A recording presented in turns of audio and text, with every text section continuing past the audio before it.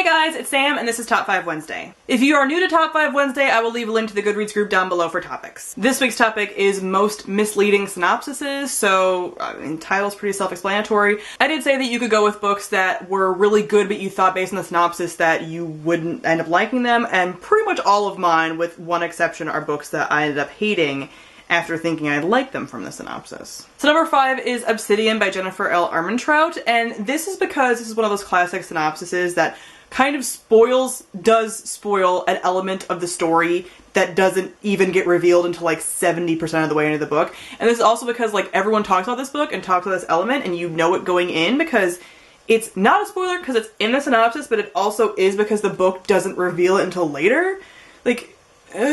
So I'm pretty sure everyone at this point knows that this is a paranormal series about aliens, and that's revealed in the synopsis. But then we have the main character like not knowing who these people are and like what they are and what are you and da da da da da, and it's like, they're aliens. Like we all know that they're aliens. It says in the synopsis they're aliens. So it kind of makes the first book not as fun, because these books are really fun. Like they're fluff to me. Like they're just fun. And it makes it kind of like grating because you're like, I know what they are. Like just get to the point where you tell me what they are because I already know. And that's annoying. Number 4 is Me Before You by Jojo Moyes. I do have a review on this one if you guys are interested in my thoughts about it, but this one, my biggest gripe about this, beyond it being like a really ableist book, which I'm not going to get into because that's not like part of the synopsis part. Like I have problems with that, obviously, like everybody does.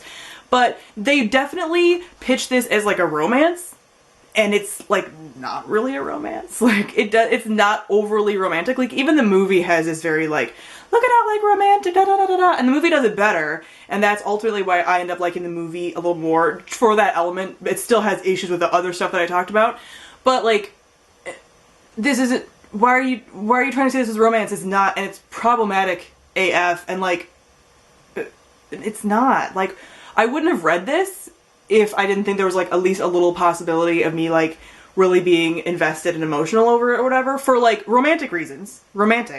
And I'm just like, that's really underwhelming. Number 3 is Everneath by Brody Ashton. This series is pitched and even looks like a Hades and Persephone retelling, and it's really not. Like, it's not. There is this like love triangle element. So we have the main girl character. She could be a Persephone, but she's not like that. The main romance thing is an Orpheus and Eurydice retelling. Like that's what it is. But I think because Hades and Persephone is more well known, they pitch that as being like the thing, and it's not, which I feel like is annoying, because if you had it be Orpheus and Eurydice, people would go into it being like really pumped and excited for that, because that's the main thing in here. Like that's the main element in myth retelling, not the Hades and Persephone stuff. So I'm sitting here as a Hades and Persephone fan, and I like Orpheus and Eurydice. I do, but like I went into this originally being like, this is not Hades and Persephone. It's not even just Hades and Persephone that I don't like, it's just like not. It's just not. So that's annoying. And number 2, we have Cut Both Ways by Carrie Miss Robie, and like this is one of my most hated books. I no longer have a copy anymore because I hate it so much. And this synopsis implies that this is a story about bisexuality and a bisexual main character, and the character is bisexual, but they don't talk about being bisexual. They don't use the word bisexual. They don't do anything, and they also are a piece of shit. And I do not want to sit through a book about a bisexual main character when we have so few, and have them be pieces of trash and like stereotypes. Like if we had plenty of bisexual main characters, like all these bi main characters and everything and whatever, and they were like super common, I'd be like, whatever. If we have like really awesome representation of bisexuality in the media in general, I'd be like, cool. If you want to have a trashy character, that's fine, because we have a ton to choose from. But don't get me all hyped for a bisexual main character and then have them be the things that we don't want to see. Like, why would you do that? Like, the whole thing is that he's cheating. Like, this is a stereotype that bi people are trying to make people get over and not believe, and you're gonna have that in a book, in a YA book, as like the thing, like as the main conflict. Ugh. And number 1 is one that I'm still slightly irritated about, and that is Black Hearts by Nicole Casterman. This is a Blackbeard retelling, and by the cover, I'm sure you're like, ooh, pirate book. Like pirates, right? Yeah, pirates. Blackbeard, most feared pirate, da da da da. It's supposed to be like his origin story, okay? And this is not a pirate book. This is not spent on the seas. This is not about him being like brutal or anything like that, because Blackbeard, you know, is seen in fiction as this like badass character. This is not any of that. This is a historical fiction romance.